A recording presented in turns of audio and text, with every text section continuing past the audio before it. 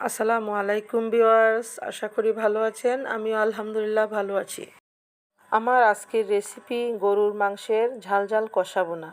বিশেষ করে বেচালার ভাই বোনদের জন্য খুব সহজে আমি এই রেসিপিটা তৈরি করেছি। তো এর জন্যে এখানে আমি প্রায় 2 কেজি গরুর মাংস নিয়েছি। তো প্রথমে আমি দিয়ে দিচ্ছি প্রায় 3 টেবিল চামচ পেঁয়াজ বাটা। এবার দিয়ে দিলাম 2 টেবিল চামচ জিরা বাটা, 2 টেবিল চামচ রসুন বাটা, 2 টেবিল চামচ আদা বাটা। এবার দিয়ে দেব 2 টেবিল চামচ হলুদের গুঁড়ো, 1.5 টেবিল চামচ মরিচের গুঁড়ো, 4টি এলাচ এবং 3-4টি লং। দিয়ে দেব পরিমাণ মতো লবণ।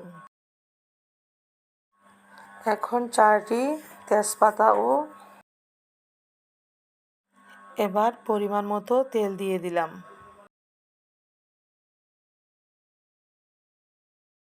এবার সমস্ত উপকরণকে আমি খুব ভালোভাবে মাখিয়ে নেব।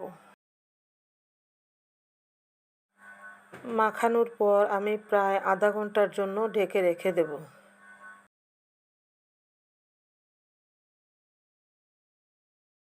ফিরে এলাম আধা ঘন্টা পর। এবার আমি ম্যারিনেট করা মাংস চুলায় বসিয়ে দেব। চুলার তাপটা মিডিয়ামে রেখে অল্প অল্প আঁচে মাংসটাকে কষিয়ে নেব।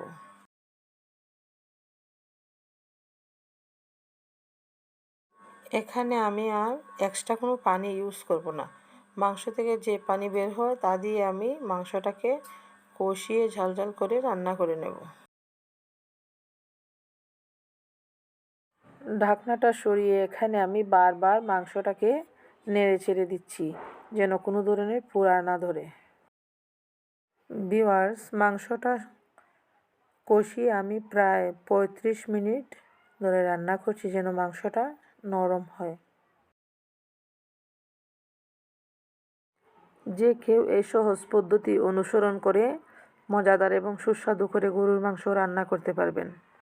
দেখুন ভিউয়ার্স, আমার কষা কষা ঝাল গরুর মাংস রান্না হয়ে গেছে।